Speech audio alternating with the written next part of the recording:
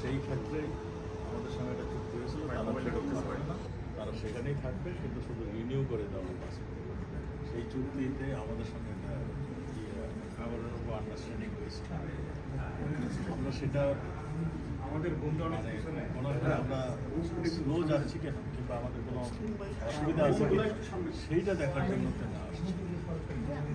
আমাদের এই বিষয় ছাড়া আরও অনেক বিষয় আলাপ হয়েছে। আমাদের বাংলাদেশি সৌদি আরবিরা বিভিন্ন সময় দেখা হয়েছে, তাদের সুবিধা অসুবিধা নিয়ে আলাপ হয়েছে। আমাদের বিজিবি এবং কোস্টগার্ড পুলিশের সক্ষমতা বৃদ্ধি, তাদের সঙ্গে আন্ডারস্ট্যান্ডিংয়ের মাধ্যমে সক্ষমতা বৃদ্ধির কথা আলাপ হয়েছে।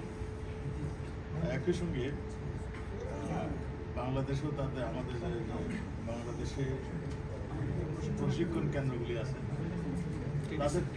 তাদেরকেও আমরা বলছি যে আমাদের এখানেও পাঠাবো।